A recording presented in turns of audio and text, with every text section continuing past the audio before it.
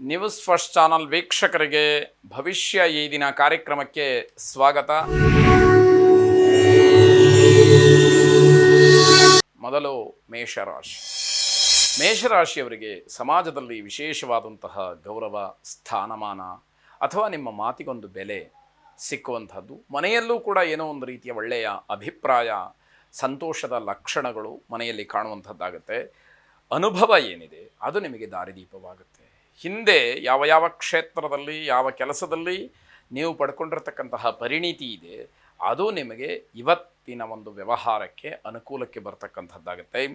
ಅಧೈರ್ಯ, ಕೋಪ, ಆತ್ಮವಿಶ್ವಾಸ ಕಡಿಮೆ ಆಗುವಂಥದ್ದು ಇವೆಲ್ಲವನ್ನು ಸರಿಪಡಿಸ್ಕೊಳ್ಬೇಕು. ಧೈರ್ಯದಿಂದ ಹೋರಾಡಬೇಕು, ಕೋಪವನ್ನು ಕಡಿಮೆ ಮಾಡಿಕೊಳ್ಬೇಕು, ಆತ್ಮಧೈರ್ಯವನ್ನು ಹೆಚ್ಚು ಮಾಡಿಕೊಳ್ಬೇಕು. ಹೀಗೆ ಎಲ್ಲವನ್ನೂ ಕೂಡ ಸರಿಯಾದಂತಹ ರೀತಿಯಲ್ಲಿ ನೀವು ಅನುಸರಿಸಿ ಸರಿಪಡಿಸಿಕೊಂಡು ಹೋದರೆ ಈ ದಿವಸ ಉತ್ತಮವಾಗಿ ಫಲವನ್ನು ನೀಡುತ್ತೆ. ರಾಜಕೀಯ ವಿಚಾರಗಳಿಂದ, ರಾಜಕಾರಣಿಗಳಿಂದ ಆದಷ್ಟು ದೂರ ಉಳ್ಕೊಳ್ಳಿ. ಅದು ಯಾವ ಪ್ರಯೋಜನಕ್ಕೂ ಬರಲ್ಲ. ಕಾದು ಕಾದು ಕಾದು ನಿಮ್ಮ ಸಮಯ ವ್ಯರ್ಥ ಆಗಬಹುದು. ನಿವೃತ್ತ ಅಧಿಕಾರಿಗಳಿಗೆ ಶುಭವಾಗ್ತಕ್ಕಂತಹ ದಿವಸ. ಭಯದಿಂದ ಹೊರಬರೋದಕ್ಕೆ ಅನೇಕ ರೀತಿಯ ಹೋರಾಟವನ್ನು ಮಾಡ್ತೀರಿ, ಆದರೂ ಕೂಡ ಆಗೋದಿಲ್ಲ. ಭಯದಿಂದ ತಪ್ಪಿಸ್ಕೊಳ್ಬೇಕು ಅಂತ ಏನೋ ಆಗ್ಬಿಡುತ್ತೇನೋ ಆತಂಕ ಇದೆಯಲ್ಲ, ಅದು ಮನೆ ಮಾಡಿಬಿಟ್ರೆ ಬಹಳ ಕಷ್ಟವಾಗುತ್ತೆ. ಅದರಿಂದ ನಿಮಗೇನೂ ತೊಂದರೆ ಇಲ್ಲ, ಆದರೆ ನೀವು ಅದರಿಂದ ಹೊರಬರಬೇಕಾದಂಥದ್ದು ಮುಖ್ಯವಾಗುತ್ತೆ. ರಾಮ ಪರಿವಾರ ದೇವತೆಗಳನ್ನು ಪ್ರಾರ್ಥನೆ ಮಾಡಿ. ಶ್ರೀರಾಮಚಂದ್ರ, ಸೀತಾ ಅಮ್ಮನವರು, ಭರತ, ಲಕ್ಷ್ಮಣ, ಶತ್ರುಘ್ನ, ಹನುಮಂತ, ಹೀಗೆ ರಾಮ ಪರಿವಾರ ದೇವತೆಗಳನ್ನೆಲ್ಲ ಸ್ಮರಣೆ ಮಾಡಿ ಭಗವಂತನ ಅನುಗ್ರಹ ನಿಮಗಾಗಲಿ. ಶುಭವಾಗಲಿ. ವೃಷಭ ರಾಶಿ. ಬೆಲೆ ಬಾಳತಕ್ಕಂತಹ ವಸ್ತುಗಳು ನಷ್ಟವಾಗಬಹುದು, ಬೆಲೆ ಬಾಳುವಂತಹ ವಸ್ತುವನ್ನು ಕಳ್ಕೊಳ್ಬಹುದು. ಸ್ವಲ್ಪ ಜಾಗ್ರತೆಯನ್ನು ವಹಿಸಿ ಅಂತ ಅರ್ಥ. ತಂದೆಯವರ ಆರೋಗ್ಯದ ಬಗ್ಗೆ ಎಚ್ಚರಿಕೆ ಇರಲಿ. ತಂದೆಯವರಿಗೆ ಏನೋ ಸಮಸ್ಯೆ ಆಗುವಂಥದ್ದು, ತೊಂದರೆ ಆಗುವಂತಹ ಸೂಚನೆಗಳು ಹೆಚ್ಚಾಗಿ ಕಾಣ್ತಾ ಇದೆ. ಮಾಂತ್ರಿಕವಾದಂತಹ ದೋಷ ಇರಬಹುದೇನೋ ಅನ್ನುವಂತಹ ಶಂಕೆ ನಿಮಗೆ ಮೂಡುತ್ತೆ. ನಮ್ಮ ಕುಟುಂಬಕ್ಕೋ ನನಗೋ ಏನೋ ಮಾಂತ್ರಿಕವಾಗಿ ತೊಂದರೆ ಮಾಡಿದ್ದಾರೆ ಯಾರೋ ಅನ್ನುವಂತಹ ಅನುಮಾನಗಳು ನಿಮಗೆ ಹೆಚ್ಚಾಗುವಂಥದ್ದು. ಹಳೆಯ ಸಂಕಲ್ಪವನ್ನು ಪೂರ್ತಿಗೊಳಿಸಿ.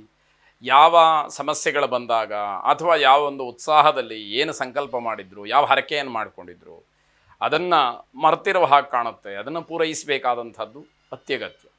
ಯಾರೇ ಆಗಲಿ ಹರಕೆ ಮಾಡ್ಕೊಳ್ತಕ್ಕಂಥದ್ದು ದೊಡ್ಡ ವಿಷಯ ಅಲ್ಲವೇ ಅಲ್ಲ. ಆ ಹರಕೆಯನ್ನು ಮಾಡ್ಕೊಂಡ್ಮೇಲೆ ತೀರಿಸ್ಬೇಕು. ಯಾರೂ ಮಾಡ್ಕೊಳ್ಳಿ ಅಂತ ಹೇಳಿ ಬಲವಂತ ಮಾಡೋದಿಲ್ಲ. ಸಮಸ್ಯೆಗಳಿದ್ದಾಗ, ತೊಂದರೆ ಇದ್ದಾಗ ಆ ರೀತಿಯ ಒಂದು ಸಂಕಲ್ಪಕ್ಕೆ ಮುಂದಾಗ್ತಕ್ಕಂತಹದ್ದು ಸಹಜ. ಆದರೆ ಆ ಸಂಕಲ್ಪ ಮಾಡಿದ ಮೇಲೆ ಪರಿಹಾರದ ಕಡೆ ಅದನ್ನು ತೀರಿಸುವಂತಹ ಮನಸ್ಥಿತಿ ನಿಮ್ಮದು ಹೆಚ್ಚಾಗಿರಬೇಕು ಅನ್ನುವಂಥದ್ದು. ನೀವು ಕೆಲಸದ ಸ್ಥಳದಲ್ಲಿ ಸ್ವಲ್ಪ ಮಟ್ಟಿಗೆ ಜಾಗ್ರತೆಯನ್ನು ವಹಿಸಿ. ಯಾರಿಂದ ಏನು ಸಮಸ್ಯೆ ಆಗ್ತಾ ಇದೆ, ಯಾರು ಹೇಗೆ ವಿರುದ್ಧವಾಗಿ ನಡ್ಕೊಳ್ತಾ ಇದ್ದಾರೆ, ಇವೆಲ್ಲವನ್ನು ಗಮನಿಸ್ಕೊಳ್ಬೇಕಾಗುತ್ತೆ. ನಿಮ್ಮ ಆರೋಗ್ಯದ ಬಗ್ಗೆ ವಿಶೇಷವಾದಂತಹ ಗಮನವನ್ನು ಕೊಡಬೇಕು. ಆರೋಗ್ಯದಲ್ಲಿ ವ್ಯತ್ಯಾಸಗಳು ಕಾಣ್ತಾ ಇದೆ ಎನ್ನುವಂಥದ್ದು. ಗಾಯತ್ರಿ ಮಂತ್ರವನ್ನು ಶ್ರವಣ ಮಾಡಿ, ಗಾಯತ್ರಿ ದೇವಿಯ ಅನುಗ್ರಹವನ್ನು ಪಡ್ಕೊಳ್ಳಿ. ಶುಭವಾಗಿ. ಮಿಥುನ ರಾಶಿ. ಮನಸ್ಸು ಹತೋಟಿಯಲ್ಲಿರೋದಿಲ್ಲ, ಹಾಗಾಗಿ ವಿಚಿತ್ರವಾದಂತಹ ಕೆಲವು ನಿರ್ಧಾರಗಳಾಗತ್ತೆ, ವಿಚಿತ್ರವಾದಂತಹ ರೀತಿಯಲ್ಲಿ ವರ್ತಿಸುವ ಹಾಗಾಗತ್ತೆ.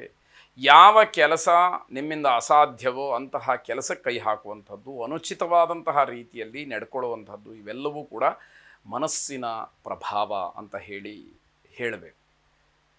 ಮನಸ್ಸು ಅನ್ನುವಂಥದ್ದು ಈ ಬಂಧ ಮೋಕ್ಷ ಅಂತ ಹೇಳಿ ಏನು ಆಧ್ಯಾತ್ಮಿಕ ನೆಲೆಗಟ್ಟಿನಲ್ಲಿ ಹೇಳ್ತೀವಿ, ಅದಕ್ಕೆ ಕಾರಣ. ಮನಯೇವ ಮನುಷ್ಯಾಣಂ ಕಾರಣಂ ಬಂಧ ಮೋಕ್ಷಯೋಹು ಅನ್ನುವಂತಹ ಮಾತು. ಮನಸ್ಸೇ ಅದೆಲ್ಲದಕ್ಕೂ ಕಾರಣವಾಗುತ್ತೆ. ಅಂತಹ ಮನಸ್ಸನ್ನು ನಾವು ಗಟ್ಟಿಯಾಗಿ ಹಿಡಿದಿಟ್ಕೊಳ್ಬೇಕು. ಮನಸ್ಸಿಗೆ ಬಂದ ಹಾಗೆ ನಡ್ಕೊಳ್ಳೋದಲ್ಲ ಅನ್ನುವಂಥದ್ದು ಅದರ ಅರ್ಥ. ನಿಮ್ಮ ಜೀವನದ ಬಗ್ಗೆ ತುಂಬ ಭಯ ನಿಮಗೆ ಕಾಡುವಂಥದ್ದು. ಮುಂದೆ ಏನಾಗುತ್ತೆ, ನನ್ನ ಜೀವನ ಇಷ್ಟೇನಾ, ನಾನಿನ್ನೂ ಏನೂ ಸಾಧನೆ ಮಾಡಿಲ್ಲ, ಹೀಗೆಲ್ಲ ಒಂದಷ್ಟು ಪ್ರಶ್ನೆಗಳು ನಿಮ್ಮನ್ನು ಕಾಡುವಂಥದ್ದಾಗತ್ತೆ. ಮಕ್ಕಳ ಬಗ್ಗೆ ಚಿಂತೆ ಹೆಚ್ಚಾಗುತ್ತೆ. ಮಕ್ಕಳಿಗೆ ನಾನೇನು ವ್ಯವಸ್ಥೆ ಮಾಡಿಲ್ಲ, ಅವರ ಭವಿಷ್ಯ ಏನು, ಹೀಗೆಲ್ಲ ಪ್ರಶ್ನೆಗಳು. ಪ್ರಾಮಾಣಿಕವಾಗಿರಿ. ಸುಳ್ಳು ಮಾತುಗಳನ್ನು ಯಾವುದೇ ಕಾರಣಕ್ಕೂ ಹೇಳಬೇಡಿ. ಯಾಕೆ ಅಂತಂದರೆ ಸುಳ್ಳು ಹೇಳುವಂಥದ್ದು, ಪಾಪಕಾರ್ಯ ಮಾಡುವಂಥದ್ದು ಇವೆಲ್ಲ ನಮಗೆ ತುಂಬ ಅಗತ್ಯ, ಅಥವಾ ಏನಾದರೂ ನಮಗೆ ಬೇಕೇ ಬೇಕು, ನಾವು ಪಡ್ಕೊಳ್ಬೇಕು ಅನ್ನುವಂತಹ ಸಂದರ್ಭದಲ್ಲಿ ಬರುವಂಥದ್ದು. ಅಂತಹ ಸಂದರ್ಭದಲ್ಲೂ ಸುಳ್ಳು ಹೇಳಿಲ್ಲ, ಕೆಟ್ಟ ಕೆಲಸವನ್ನು ಮಾಡಲಿಲ್ಲ ಅಂತಂದರೆ ಅದು ಜಗತ್ತಿನಲ್ಲಿ ಬಹಳ ವಿಚಿತ್ರವಾದಂತಹ ಒಂದು ಸಂದರ್ಭ ಅಂತ ಹೇಳಿ ಗುರುತಿಸ್ತಾರೆ. ಪತಿ ಅಥವಾ ಪತ್ನಿ ವಿಚಾರದಲ್ಲಿ ಪರಸ್ಪರವಾಗಿ ಬೇಸರವಾಗ್ತಕ್ಕಂಥದ್ದು, ಗಂಡನ ನಡವಳಿಕೆಯೋ ಮಾತೆಯೋ ಹೆಂಡತಿಗೆ ಇಷ್ಟ ಆಗೋದಿಲ್ಲ, ಹೆಂಡತಿಯ ನಡವಳಿಕೆ ಮಾತುಗಳು ಗಂಡನಿಗೆ ಇಷ್ಟ ಆಗೋದಿಲ್ಲ, ಪರಸ್ಪರವಾಗಿ ವೈರುಧ್ಯಕ್ಕೆ ಅದು ಕಾರಣವಾಗುತ್ತೆ. ಆಯುಷ್ಯ ಅಲ್ಪ ಅನ್ನುವಂತಹ ಭಯ ಕಾಡುವಂಥದ್ದು, ನಾನು ಇನ್ನೆಷ್ಟು ದಿವಸ ಬದುಕ್ತೀನಿ ಅನ್ನುವಂತಹ ಹೆದರಿಕೆಯೂ ಕೂಡ ಮನಸ್ಸಿನಲ್ಲಿ ಶುರುವಾಗುವಂಥದ್ದು. ಅದ್ಯಾವುದೂ ಕೂಡ ನಮ್ಮ ಕೈಯಲ್ಲಿಲ್ಲ, ಎಲ್ಲ ಭಗವಂತನ ಅನುಗ್ರಹ, ಭಗವಂತನ ನಿರ್ಧಾರ. ಹಾಗಾಗಿ ನಾವು ಇರುವಷ್ಟು ದಿವಸ, ಇರುವಷ್ಟು ಹೊತ್ತು ನಾವು ಪ್ರಾಮಾಣಿಕವಾಗಿ ಉತ್ತಮವಾದಂತಹ ಕೆಲಸವನ್ನು ಮಾಡ್ತಾ ಆತ್ಮತೃಪ್ತಿಯನ್ನು ಹೊಂದಬೇಕು ಅನ್ನುವಂಥದ್ದೇ ಮುಖ್ಯ. ಅಮೃತ ಮೃತ್ಯುಂಜಯ ಜಪ ಅಥವಾ ಹೋಮವನ್ನು ಮಾಡಿಸಿ ನಿಮ್ಮ ಮಾನಸಿಕವಾದಂತಹ ಭಯದ ವಾತಾವರಣ ದೂರ ಆಗಲಿ, ನಿಮಗೆ ಆಯಸ್ಸು ಆರೋಗ್ಯವನ್ನು ಭಗವಂತ ಕೊಡಲಿ. ಶುಭವಾಗಿ. ಕರ್ಕಾಟಕ ರಾಶಿ, ಮಕ್ಕಳ ಯೋಗಕ್ಷೇಮ, ಮಕ್ಕಳ ಆರೋಗ್ಯ ಇವೆಲ್ಲವನ್ನು ಚಿಂತನೆ ಮಾಡಿ ಧನಾತ್ಮಕವಾಗಿ ನೀವು ಇರುವಂತಹ ಪ್ರಯತ್ನವನ್ನು ಮಾಡಿ. ಎಲ್ಲೂ ಯಾವುದಕ್ಕೂ ವಿಶೇಷವಾಗಿ ಅನುಮಾನ ಪಡ್ತಕ್ಕಂಥದ್ದು, ಋಣಾತ್ಮಕವಾದಂತಹ ಚಿಂತನೆಯನ್ನು ನಡೆಸ್ತಕ್ಕಂಥದ್ದು ಬೇಡ. ಅನಗತ್ಯವಾದಂತಹ ವಿಚಾರಗಳಿಗೆ ವಾದವನ್ನು ಮಾಡೋದಕ್ಕೆ ಹೋಗಬೇಡಿ. ನಿಮಗೆ ಕೋಪ ತಕ್ಷಣದಲ್ಲಿ ಬರುತ್ತೆ, ವಾದ ಮಾಡ್ತಾ ಮಾಡ್ತಾ ಅದು ಕೋಪ ತಾರಕಕ್ಕೆ ಏರಿದಾಗ ಬಹಳ ತೊಂದರೆಗೂ ಕೂಡ ಅದು ಕಾರಣವಾಗುತ್ತೆ. ವ್ಯಾಪಾರದಲ್ಲಿ, ವ್ಯವಹಾರದಲ್ಲಿ ಲಾಭವನ್ನು ಕಾಣ್ತೀರಿ. ಉದ್ಯೋಗವನ್ನು ಹುಡುಕ್ತಾ ಇರತಕ್ಕಂಥವ್ರಿಗೆ ಯಶಸ್ಸಿದೆ. ಕೆಲಸ ಸಿಕ್ಕೇ ಬಿಡ್ತು ಅನ್ನೋದಕ್ಕಿಂತಲೂ ಹೆಚ್ಚಾಗಿ ಯಾವುದೋ ಒಂದು ಸನ್ಮಾರ್ಗ ಅಲ್ಲಿ ತೆರೆಕೊಳ್ಳುತ್ತೆ. ಆ ದೃಷ್ಟಿಯಲ್ಲಿ ಪ್ರಯತ್ನಗಳು ನಡೆದಾಗ ಮುಂದೆ ಅನುಕೂಲವಾಗ್ತಕ್ಕಂಥದ್ದಿದೆ. ಖರೀದಿಯ ವಿಚಾರದಲ್ಲಿ ಮುಂದುವರಿತೀರಿ, ಏನೋ ಪಡ್ಕೊಳ್ಬೇಕು, ಖರೀದಿ ಮಾಡಬೇಕು ಅನ್ನುವಂಥದ್ದು. ದಾಂಪತ್ಯದಲ್ಲಿ ಅನ್ಯೋನ್ಯತೆ, ಸಂತೋಷ ಅನ್ನುವಂಥದ್ದಿರುತ್ತೆ. ಸದಾಕಾಲದ ಹಾಗೇ ಇರಲಿ ಅಂತ ನಮ್ಮ ಆಶಯ ಕೂಡ. ಗಣಪತಿಗೆ ವಿಶೇಷವಾಗಿ ಪ್ರಾರ್ಥನೆಯನ್ನು ಮಾಡಿ, ಗಣಪತಿಗೆ ನಿಮಗೆ ಅನುಕೂಲ ಇದ್ದರೆ ಅಭಿಷೇಕವನ್ನು ಮಾಡಿಸಿ ಗಣಪತಿಯ ಪ್ರಸಾದವನ್ನು ಸ್ವೀಕಾರ ಮಾಡಿ. ಶುಭವಾಗಲಿ.